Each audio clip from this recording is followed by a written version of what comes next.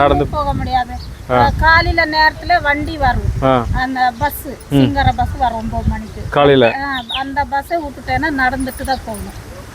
நடந்துட்டு மாவனால போய் அங்க ஒரு பஸ் வண்டியை பிடிச்சி வாழைத்தோட்டம் போகணும்.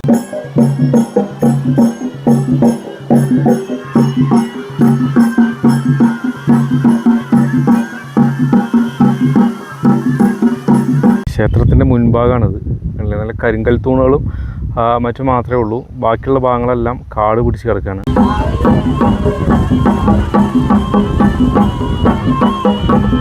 ഗ്രാമവാസികൾക്ക് ഇതിൻ്റെ അകത്തേക്ക് പ്രവേശനമില്ല.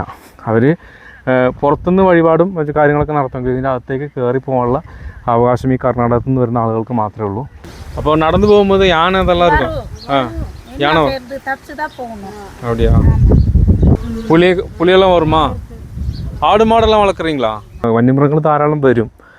അതിന് പ്രത്യേകിച്ച് അവർ പ്രൊട്ടക്ഷനൊന്നും ചെയ്തിട്ടില്ല. ഒരു കിടങ്ങ് മാത്രം കീറി വെച്ചിട്ടേ ഉള്ളൂ.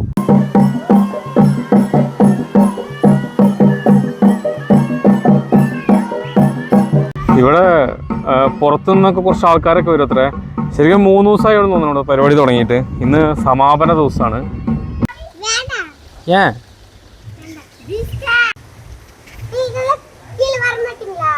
ഞാൻ അതിസാഹസികമായിട്ട് ഒരു ഗ്രാമത്തിലേക്ക് എത്തിയിരിക്കുകയാണ്. ഇത് നമുക്ക് വരുന്ന വഴികളൊന്നും കാണിക്കാൻ പറ്റാത്തൊരു സ്ഥലമാണ്. അതായത് ഇത് മുതുമലൈ വനത്തിൻ്റെ ഉള്ളിൽ ഉള്ള ഒരു ഗ്രാമമാണ്. ഇത് ആദ്യമായിട്ടാണ് ഞാൻ ഈ സ്ഥലത്തിനെ കുറിച്ച് കേൾക്കുന്നതും ഇവിടേക്ക് വരുന്നതും. അപ്പോൾ ഈ നീലഗിരിയിൽ ജീവിച്ചിട്ട് നമ്മൾ ഇതുപോലെ യൂട്യൂബും വെച്ച് ഒരുപാട് ഇതുപോലെ ഇൻറ്റീരിയർ ഗ്രാമങ്ങളൊക്കെ തിരഞ്ഞ് അന്വേഷിച്ച് നടക്കുന്ന ഒരാളായിരുന്നിട്ട് പോലും നമുക്കറിയാൻ പറ്റാതെ പോയൊരു ഗ്രാമമാണിത്. ഈ സ്ഥലത്തിൻ്റെ പേര് സെമ്മനത്തം എന്നാണ്. സെമ്മനത്തം എന്ന് പറഞ്ഞൊരു ചെറിയൊരു വില്ലേജ്. ഒരു 30-35 വീടിൻ്റെ അടുത്തുണ്ടാവും ഈ ഒരു ഗ്രാമത്തിൽ. ഇതിപ്പോൾ എൻ്റെ പുറകെ കാണുന്ന പോലത്തെ ചെറിയ ചെറിയ വീടുകളാണ് ഇവിടെ. അപ്പോൾ ഈ ഒരു ഗ്രാമത്തിലേക്കാണ് ഇപ്പം ഞാൻ വന്നിട്ടുള്ളത്. ഇതൊരുപാട് വനത്തിൻ്റെ ഉള്ളിലാണ്. നമുക്ക് വരുന്ന വഴികളൊന്നും ഇങ്ങോട്ട് കാണിക്കാൻ പറ്റിയിരുന്നില്ല. ആണ് ഇവിടെ ചെറിയൊരു ഗ്രാമം. കുറേ ഇങ്ങോട്ട് വന്നു കഴിയുമ്പോൾ പിന്നെ കാടുകളൊന്നുമില്ല. വരുന്ന വഴി റോഡൊക്കെ മൊത്തം ഫോറസ്റ്റിൻ്റെ ഉള്ളിലൂടെയാണ്. കുറേ ദൂരം ഇങ്ങോട്ട് വന്നതിന് ശേഷം പിന്നെ വിജനമായൊരു സ്ഥലമാണ്. അപ്പോൾ ചുറ്റുഭാഗം ഫോറസ്റ്റിലുള്ള നടുക്കുള്ള ചെറിയൊരു ഗ്രാമമാണ് ഈ സെമ്മനത്ത് എന്ന് പറയുന്നത്. ഒരു 30-35 വീടുകളുള്ള ചെറിയൊരു സ്ഥലം. ഗ്രാമത്തിന് ഒരുപാട് പ്രത്യേകതകളുണ്ട്. എന്താണെന്ന് വെച്ച് കഴിഞ്ഞാൽ നൂറ്റാണ്ടുകൾ പഴക്കമുള്ള ഒരു ക്ഷേത്രം ഇവിടെ ഉണ്ട്. ക്ഷേത്രം എന്ന് വെച്ച് കഴിഞ്ഞാൽ ക്ഷേത്രം മൈൻറ്റൻസ് ഒന്നും ഇല്ലാതെ കിടക്കുകയാണ്. നമുക്ക് കാണാം. അതിന് മുമ്പ് നമുക്ക് ഇവിടുത്തെ മെയിൻ സെറ്റിൽമെൻറ്റ് ഏരിയൻ്റെ ഉള്ളിലേക്കാണ് ഞാൻ വന്നിട്ടുള്ളത്. മാക്സിമം ട്രൈബൽസാണ്. അവർക്ക് സർക്കാർ തലത്തിൽ നിന്ന് കെട്ടിക്കൊടുത്തിട്ടുള്ള ചെറിയ വീടുകളൊക്കെ ഉണ്ട്. അങ്ങനെ ഇപ്പോൾ ഇതിൻ്റെ ഉള്ളിലേക്ക് വന്നപ്പോൾ നല്ലൊരു അന്തരീക്ഷമാണെങ്കിലും വരുന്ന വഴിയൊക്കെ ഭയങ്കര അഡ്വഞ്ചറായിരുന്നു. ഞാൻ ജീവൻ പണയം വെച്ചിട്ടാണ് വന്നത്. എനിക്ക് തിരിച്ചു പോയാലോ എന്നൊക്കെ ഉണ്ടായിരുന്നു. പിന്നെ അങ്ങ് പോന്നു ഇവിടെ എത്തിയപ്പോൾ ഇപ്പോൾ ഓക്കെയാണ്, കുഴപ്പമൊന്നുമില്ല. അപ്പോൾ ഇവിടെ ചെറിയൊരു കുറേ വീടുകളൊക്കെ ഉള്ള ഒരു സ്ഥലം. ഇതെല്ലാം ട്രൈബൽസാണ് ഇവിടെ കൂടുതൽ. പക്ഷേ നല്ലൊരു ഏരിയയാണ്. പക്ക വില്ലേജ്.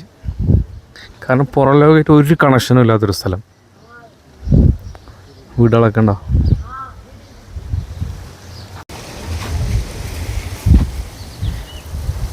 സംഭവം ചെറിയ ചെറിയ വീടുകളൊക്കെയാണ്.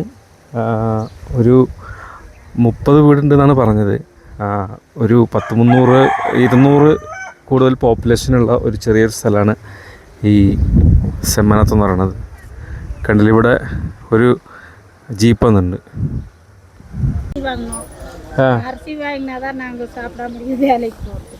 என்ன வேலைக்கு போறீங்க? கூலி வேலை தான். எங்க வெளியே போகணுமா? ஊட்டி ஏறணும். அட்டி சைடு ஊட்டிக்கு அட்டி சைடு போனா அங்க பூண்டு அந்த தோட்ட வேலை, இல்லாட்டிருந்தா ஃபாரஸ்ட் வேலை. ஃபாரஸ்ட்காரங்க உள்ள வந்து இது அவங்க செடி வெட்டு உண்ணி செடி வெட்டுற வேலை. இப்போ 2-3 வாரம் ஆயிடுச்சு, அதுவும் வேலை இல்லை. வேலை கொடுக்குறேன்னு சொல்லியிருக்கிறாங்க. அப்போ இந்த 3 வாரமா வீட்டிலே தான் இருக்கிறோம். அப்படிங்களா? எங்கேயாச்சும் வேலைக்கு எடுக்கிற மட்டும் வீட்டில் தான். வேலை கிடைச்சா வேலைக்கு போகணும். எப்படி போவீங்க இங்கேருந்து? வெளியே போகிறது எப்படி? வண்டி வருது. அந்த வேலைக்கு போகிறவங்க அவங்க வந்து கூப்பிட்டு போவாங்க.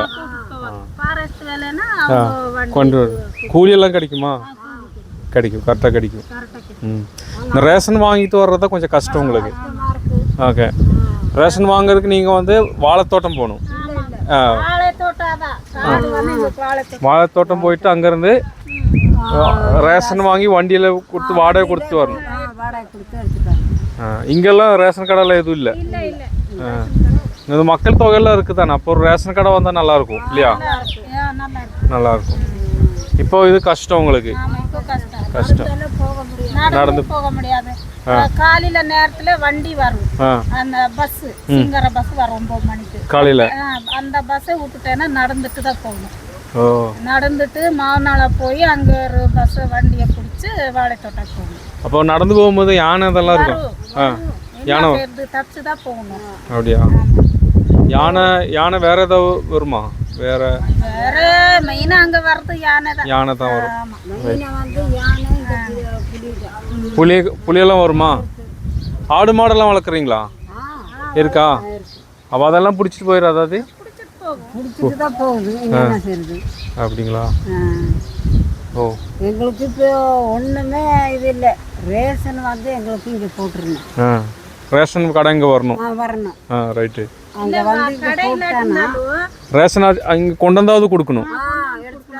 நாங்கள் ரொம்ப ட்ரை பண்ணிட்டு இருக்கிறோம், எழுதி கொடுத்துருக்குறோம். இப்போ இந்த பெரியவங்க வந்தால் சொல்லி இருக்கிறோம், ரெடி பண்ணுறேன்னு சொல்கிறாங்க. யாரும் இது வரைக்கும் ரெடி பண்ணல. நாங்கள் அங்கே தான் போய் அரிசி வாங்கிக்கணும். ரொம்ப കഷ്ടം. ഇപ്പോൾ സുഹൃത്തുക്കൾ ഇതാണ് ഇവിടുത്തെ ഒരു സാഹചര്യം. ഇവർക്ക് ഭയങ്കര ബുദ്ധിമുട്ട് എന്ന് പറയുന്നത് ഇവിടുത്തെ ട്രാൻസ്പോർട്ടേഷനാണ്. ഞാൻ പറഞ്ഞില്ലേ, നമ്മൾ വരുന്ന വഴി പോലും നമുക്ക് പേടിച്ചാണ് വരുന്നത്. പക്ഷേ ഇവർക്ക് പേടിയൊന്നുമില്ല, ബട്ട് ബുദ്ധിമുട്ട്. അതായത് റേഷനൊക്കെ ചുമന്നിട്ട് വരണം. അത്ര ഞാൻ വണ്ടിയായിട്ട് വന്ന അത്രയും ദൂരം ഇവർ റേഷനൊക്കെ ചുമന്നിട്ടാണ് അത്ര ഇങ്ങോട്ട് വരുന്നത്. റേഷൻ കടയ്ക്കൊക്കെ ഇവിടുന്ന് പോകണമെങ്കിൽ കിലോമീറ്ററുകൾ പോകണം. പിന്നെ രാവിലെ വൈകുന്നേരം ഇവിടേക്ക് ഒരു ബസ് വരും. ആ ബസ് ചില ദിവസം വന്നിട്ടില്ലെങ്കിൽ അന്നത്തെ കാര്യം കഷ്ടമാണ്. വീടുണ്ടില്ല ഇവിടുത്തെ വീടുകളൊക്കെ. ഇവിടെ കുറേ പട്ടികളുണ്ട്, പോയാൽ ചിലപ്പം പണി കിട്ടും.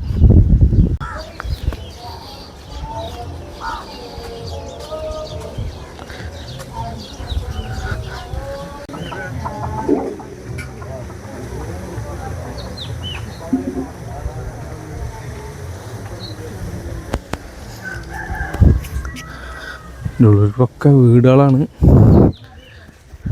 പട്ടി ഉണ്ടാവും എന്നുള്ളതാണ് പേടി. ഇങ്ങനെ ഒരു ഗ്രാമമുള്ളത് പുറത്താർക്കും അറിയില്ല എന്നുള്ളതാണ് ഒരു ഈ ഗ്രാമം പുറത്തറിയാത്തതുകൊണ്ടാണ് അത്ര പേർക്ക് വേണ്ട ആനുകൂല്യങ്ങളൊന്നും കിട്ടാത്തത്. അതാണ് പ്രശ്നം. ഈ വില്ലേജിനൊരു ലീഡറുണ്ട്, ഒരു തലവരുണ്ട്. ആ തലവരും ഇവിടുത്തെ ജനങ്ങളെല്ലാം ചേർന്ന് ഒരുപാട് പ്രാവശ്യം ശ്രമങ്ങൾ നടത്തിയിട്ടുണ്ടെന്ന്. അതായത് ഇവർക്ക് വേണ്ടിയിട്ടുള്ള റേഷൻ കടയും മറ്റൊക്കെ കൊടുക്കുക എത്തിച്ചേരാൻ വേണ്ടിയിട്ട്. പക്ഷേ അതൊന്നും ഇത് ചെയ്തിട്ട് തന്നെ അതിനുള്ള നടപടിയൊന്നും ഇതുവരെ ആയിട്ടില്ല എന്നുള്ളതാണ് ഇവരുടെ പരാതികൾ. ഇവിടെ ഇന്നിപ്പോൾ ഞാൻ വന്നൊരു ദിവസം ഇവിടെ ഒരു ഉത്സവം നടക്കുന്ന ദിവസമാണ്. അതുകൊണ്ട് ഇപ്പോൾ വീട്ടിലുള്ള ആളുകളൊക്കെ ഇവിടെ ഒരു അമ്പലമുണ്ട്, അമ്പലത്തിൽ പോയിട്ട് ഉത്സവം കഴിഞ്ഞിട്ട് ഇപ്പോൾ വീട്ടിലേക്ക് വന്നിരിക്കണം. ഇതിലൊരു ബ്രേക്കിൽ ഇനി വീണ്ടും ഇപ്പോൾ അങ്ങോട്ടേക്ക് തന്നെ പോകും. ഡാം மேலே ஊட்டி தலைக்குந்தா பக்கத்தில் காமராஜர் டேம் இருக்குல்ல, ஆமாங்க. அங்கே அவங்க இங்கே வன விலங்குகள் இங்கே வந்து இந்த ஆறு ஒட்டினாப்புல வாழும். நிறைய மான், கரடி, புலி, சீப்பை, யானை எல்லாம் இருக்குது. அப்போ இந்த ஆற்று வத்திருச்சுன்னா அவங்க அந்த காமராஜர் டேம்லேருந்து தண்ணி ஓப்பன் பண்ணிடுவாங்க. அதை வந்து நாங்கள் வந்து இந்த கிராமப்புறத்துலேருந்து நாங்கள் தவறு கொடுப்போம். அவங்களும் பார்ப்பாங்க, ரவுண்ட்ஸ் வந்து பார்ப்பாங்க. தண்ணி இல்லைன்னா மிருகங்கள் எல்லாம் அவதிப்படுதுன்னு அவங்க அங்கே ஓப்பன் பண்ணிடுவாங்க. இப்போ அந்த தண்ணி வந்துட்டே இருக்கு. இல்லைன்னா தண்ணி இருக்காது. அப்புறமேட்டு ஃபாரஸ்ட் டிபார்ட்மெண்ட்டு இதே கண்டினியூ பண்ணிட்டாங்க. இப்போ அந்த டேங்க் வந்து ஸ்டோரேஜ் வந்துச்சுன்னா ஓரளவுக்கு பிரச்சனை எல்லாம் தீர்ந்துடும். விவசாயம் பண்ணலாம். ரைட்டுங்க. ஓகே. அது சாக்கு கௌரி. மேல் கடக்க டேங்க் வந்து போதுங்க. மேலே நம்ம வந்து ஃபாரஸ்ட் வனக்குழுல கட்டி கொடுத்த பெரிய டேங்க் இருக்குங்க. பெரிய டேங்க் இந்த பூமி மட்டத்துக்கு கட்டி மேலே ஒரு 3 அடிக்கு திண்ணை வச்சு கட்டியிருக்கிறாங்க. அது இந்த மேலுக்கு கிராமத்துக்கெல்லாம் ஆகும். ஆனால் அதை ஆல்ட்ரெக்ஸ் பண்ணணும். அந்த டேங்க்கு லீக்கேஜ் ஆகுது. அதை கொஞ்சம் ஆல்ட்ரெக்ஸ் பண்ணிட்டோன்னா அந்த டேங்கே போகுது. அப்போ கீழே லேண்டுக்காரங்களுக்கு இங்கே இப்போ ஒரு டேங்க் கட்டிட்டு இருக்கிறாங்க. இப்போ அது வந்து நீங்கள் சொன்ன மாதிரி ஸ்டோர் ரூம் பண்ணுறதுக்கு சின்னதாக இருக்கு.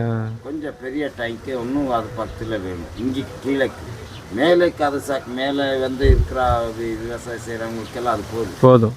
ஆனால் கீழே விவசாயம் பண்ணுறது ஒரு 30 குடும்பம் இருக்குது, ஒரு 20 குடும்பம். அதுக்கு வந்து இந்த தண்ணி പത്താത്. അപ്പോൾ വില്ലേജ് എന്ന് പറയുന്നത് ഇത്രയൊക്കെ തന്നെ ഉള്ളൂ, കുറച്ച് ഭാഗങ്ങൾ മാത്രമേ ഉള്ളൂ. ഇവിടെ ഡെവലപ്മെൻറ്റ് പരിപാടികൾ നടക്കാത്തതിന് കാരണം ഈ ഗ്രാമം പുറത്തറിയാത്തതാണ്. പുറത്തുനിന്ന് ആരെങ്കിലുമൊക്കെ ഉദ്യോഗസ്ഥന്മാർ വന്നു കഴിഞ്ഞാലും അവർ വന്നിട്ട് പോയി കഴിഞ്ഞാൽ പിന്നെ ഇത് ഒന്നും നടപടിയാകുന്നില്ല എന്നുള്ളൊരു കാരണം ഒരു പ്രശ്നം പറയുന്നുണ്ട്. പിന്നെ ഇപ്പോൾ ഇവിടെ MLA ഫണ്ടൊക്കെ ഉപയോഗിച്ച് ഇപ്പോൾ ഇവിടെ നിലവിലുള്ള MLA ഇവിടെ വന്നിട്ട് ഇവർക്ക് വേണ്ടിയിട്ട് കൃഷി ചെയ്യാനും മറ്റൊക്കെയുള്ള സൗകര്യങ്ങൾ ലാൻഡ് ഒക്കെ കുറച്ചുണ്ട്. അപ്പോൾ അവിടെ കൃഷി ചെയ്യാനുള്ള വെള്ളത്തിൻ്റെ സൗകര്യം ഇല്ലാത്തതുകൊണ്ട് ആ ഒരു വലിയൊരു സ്റ്റോറേജ് ടാങ്ക്, വെള്ളം സ്റ്റോറേജ് ചെയ്യാനുള്ള വലിയൊരു ടാങ്കും അതിൻ്റെ ഇറിഗേഷൻ പദ്ധതികളൊക്കെ വേണ്ടിയിട്ട് 25 ലക്ഷം രൂപ പാസ്സാക്കിയിട്ട് ഇപ്പോൾ അതിൻ്റെ വർക്കുകളൊക്കെ നടന്നുകൊണ്ടിരിക്കുന്നുണ്ട്. ഇപ്പം ഉടനെ തന്നെ അതായത് MLAയും അതിന് ബന്ധപ്പെട്ട ഉദ്യോഗസ്ഥരെല്ലാം വിളിച്ചൊരു ഫംഗ്ഷൻ പോലത്തെ ഒരു ഇനാഗ്രേഷൻ ഫംഗ്ഷന് പോലെ നടന്നു കഴിഞ്ഞാൽ ഇവിടെ വെള്ളത്തിൻ്റെ പ്രശ്നം പരിഹരിക്കപ്പെടും. പിന്നെ ഇവിടെയുള്ള പ്രശ്നം ഈ റേഷൻ കടയാണ്. മുന്നേ പറയുന്ന ഇവർ റേഷൻ വാങ്ങാൻ ഇവിടുന്ന് കിലോമീറ്ററോളം പോകണമെന്നുള്ളൊരു പ്രോബ്ലം ഉണ്ട്. അത് മാത്രമേ ഉള്ളൂ ഇപ്പോൾ ഇവിടെ. ഇനിയിപ്പോൾ നമുക്ക് ഇവിടെ ഒരു പഴയൊരു ക്ഷേത്രമുണ്ട്, അത് നമുക്ക് കാണാം. അതായത് ക്ഷേത്രം നല്ലൊരു 600-700 വർഷം മുമ്പ് ഒക്കെ ഉള്ള ക്ഷേത്രമാണ്, അത് പോയി കാണാം നമുക്ക്.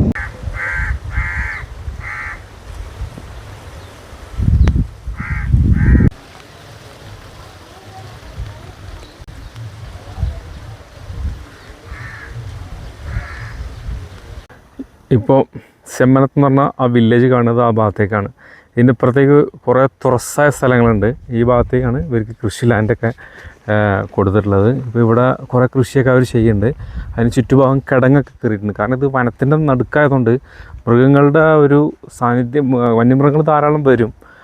അതിന് പ്രത്യേകിച്ച് അവർ പ്രൊട്ടക്ഷനൊന്നും ചെയ്തിട്ടില്ല, കിടങ്ങ് മാത്രം കീറി വെച്ചിട്ടേ ഉള്ളൂ. അപ്പോൾ അത് വെച്ചിട്ട് പിന്നെ പശുക്കൾ, ആട്, മാട് ഇതിനൊക്കെ ഒരുപാട് അവർ വളർത്തുന്നുണ്ട്. അങ്ങനെയാണ്. പിന്നെ ഇവിടുത്തെ ഏറ്റവും വലിയ എടുത്ത് പറയേണ്ട ഒരു കാര്യം, ഇവിടെ അതായത് ടിപ്പു സുൽത്താൻ്റെ ഒക്കെ ആ കാലഘട്ടത്തിൽ ഇവിടെ നിർമ്മിച്ചിട്ടുള്ള ഒരു ക്ഷേത്രമുണ്ട്. ഇതിൻ്റെ അകത്ത് കണ്ടില്ലേ, ഇതാണ് അത് ബസ്വേശ്വരയ്യ ടെമ്പിൾ എന്നാണ്. ഇതിൻ്റെ ഫുൾ അവകാശം കർണാടകക്കാരാണ്. ഇതിപ്പോൾ ഇത് മെയിൻ്റെനൻസ് ഇല്ല, പക്ഷേ എല്ലാ വർഷവും ഇവിടെ ഇതിൻ്റെ ആൾക്കാർ വരും. അതായത് കർണാടകത്തിൽ നിന്ന് ചില ആളുകൾ വന്നിട്ട് ഇവിടെ ചില പൂജാകർമ്മങ്ങളും മറ്റൊക്കെ നടത്താറ് പതിവാണ്. അത് എല്ലാ വർഷവും മുടങ്ങാതെ നടന്നുകൊണ്ടിരിക്കുന്നതാണ് അത്ര. പിന്നെ വേറൊരു കാര്യം ഉള്ളത്, ഈ ഭാഗത്തുള്ള ആൾക്കാർക്ക്, അതായത് ഈ സെമ്മനത്ത് എന്ന് പറഞ്ഞ ഈ ഗ്രാമത്തിലുള്ള ഗ്രാമവാസികൾക്ക് ഇതിൻ്റെ അകത്തേക്ക് പ്രവേശനമില്ല. അവർ പുറത്തുനിന്ന് വഴിപാടും മറ്റു കാര്യങ്ങളൊക്കെ നടത്തുമെങ്കിൽ ഇതിൻ്റെ അകത്തേക്ക് കയറി പോകാനുള്ള അവകാശം ഈ കർണാടകത്തിൽ നിന്ന് വരുന്ന ആളുകൾക്ക് മാത്രമേ ഉള്ളൂ. പിന്നെ മാത്രമല്ല, ഇത് ബസ്വേശ്വരയ്യ ഒരു ടെമ്പിളാണ്. ആ ടെമ്പിൾ ആകുമ്പോൾ തന്നെ ഈ നോൺ വെജ് കഴിക്കുന്ന ആളുകൾക്ക് ഇതിൻ്റെ അകത്തേക്ക് പ്രവേശനമില്ല എന്നുള്ളതാണ്. അപ്പോൾ ഈ ഗ്രാമത്തിലുള്ള ആൾക്കാരൊക്കെ മിക്ക ആളുകളും ആടിനെയും ഒക്കെ കഴിക്കുന്ന ആൾക്കാരാണ്. ആട് ഒക്കെ ഭക്ഷണം കഴിക്കുന്ന ആൾക്കാരാണ്. അപ്പോൾ അവർക്കൊന്നും ഇതിനകത്തേക്ക് പ്രവേശനമില്ല. പിന്നെ വലിയ മെയിൻ്റെനൻസ് ഒന്നുമില്ല, പക്ഷേ ഇത് ഒരുപാട് വർഷങ്ങൾ പഴക്കമുള്ളതാണെന്ന് നമുക്ക് ഒറ്റ നോട്ടത്തിൽ കാണുമ്പോൾ തന്നെ നമുക്ക് മനസ്സിലാവും. കണ്ടില്ലേ, ഇതാണ് ബസ്വേശ്വരയ്യ ടെമ്പിൾ. ക്ഷേത്രത്തിൻ്റെ മുൻഭാഗമാണിത്. കണ്ടില്ലേ, നല്ല കരിങ്കൽ തൂണുകളും മറ്റും മാത്രമേ ഉള്ളൂ. ബാക്കിയുള്ള ഭാഗങ്ങളെല്ലാം കാട് പിടിച്ച് കിടക്കുകയാണ്. പിന്നെ ഇതിൻ്റെ മുമ്പിലൊരു മുൻഭാഗത്തൊരു ശിലയുണ്ട്. ഇത്രയും സംഭവമാണ് ഇപ്പോൾ ഇതിൻ്റെ അകത്തുള്ളത്. നമുക്കിനി ഏതായാലും ഈ ഗ്രാമവാസികളുടെ ഒരു ക്ഷേത്രമുണ്ട്, അവിടെ നിന്ന് ഉത്സവം നടക്കുകയാണ്. ആ ഭാഗത്തും കൂടി ജസ്റ്റ് നമുക്ക് പോയി നോക്കാം. ഇവിടെ ഒരു പുഴയുണ്ട്. ആ പുഴേൻ്റെ സൈഡിലായിട്ടൊരു ക്ഷേത്രമുണ്ട്. അവിടെ നിന്നിപ്പോൾ ഉത്സവം നടക്കുകയാണ്.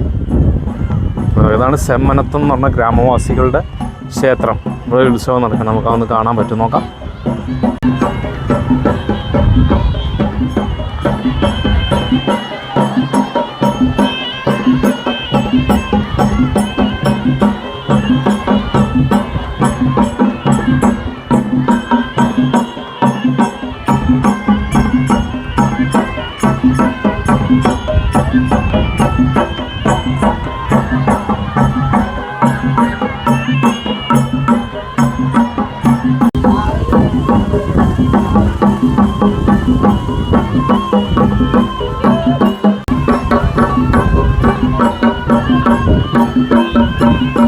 ഇത് ശരിക്കും മായാർ റിവറിൻ്റെ ഒരു ബ്രാഞ്ചാണ് തോന്നുന്നത്. ഇനി മായാർ റിവർ തന്നെയാണോ എന്നറിയില്ല.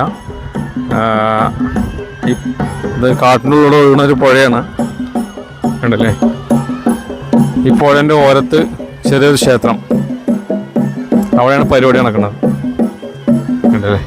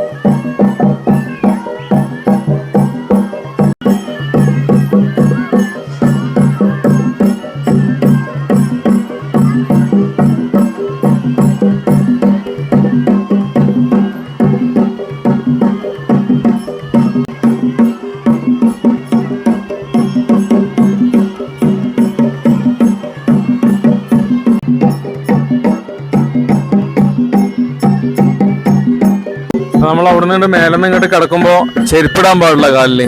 ഇവിടെ നിന്ന് ചെരുപ്പ് നമ്മൾ മേലെ തന്നെ അയച്ചു വെച്ചിട്ടാണ് വരേണ്ടത്. അപ്പോൾ ഈ ഭാഗം മൊത്തം അങ്ങനെ ആ ക്ഷേത്രത്തിൻ്റെ പരിധിയായിട്ട് ഉള്ള സ്ഥലങ്ങളാണ്.